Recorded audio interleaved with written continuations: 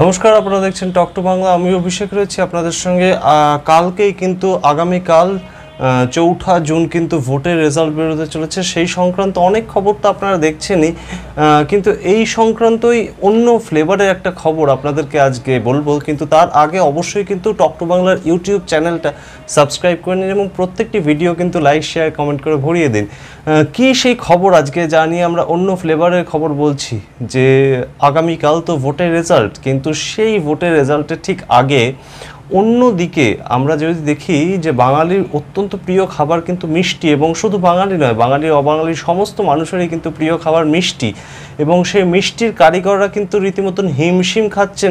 বিভিন্ন রাজনৈতিক দলের প্রতীক, বিভিন্ন রাজনৈতিক দলের যে প্রতীক, সেই প্রতীককে নিয়ে মিষ্টি বানাতে, সন্দেশ বিক্রি করতে, এবং সেই সন্দেশে কিন্তু প্রচুর চাহিদা।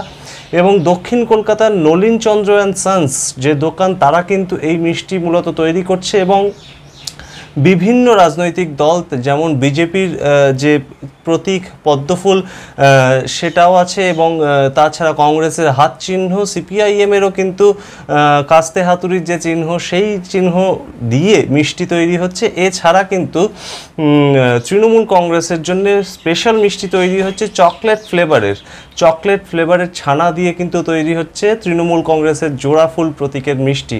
সুতরাং বলাই যাচ্ছে যে বেশ কিন্তু সমস্ত রাজনৈতিক দল কিন্তু নিজের বেশ কিছু সিট নিশ্চিত করে ফেলেছে, এবং সেই অনুযায়ী কিন্তু তারা প্রচুর অর্ডার দিচ্ছে। এবং এখানকার যারা কর্মী, সেই দোকানের যারা কর্মী, তারা কিন্তু রীতিমতন হিমশিম খাচ্ছে। এবং বলা হয় যে বহু রাজনৈতিক দলের তরফ থেকে বহু মিষ্টির কিন্তু অর্ডার অলরেডি তাদের কাছে এসে পৌঁছিয়েছে।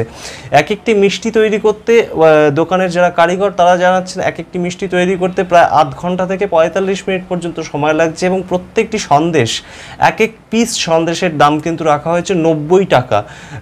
এতটা দাম হওয়া সত্ত্বেও কিন্তু বহু মিষ্টি বিক্রি হচ্ছে এবং বহু অর্ডার কিন্তু এখনও আসছে।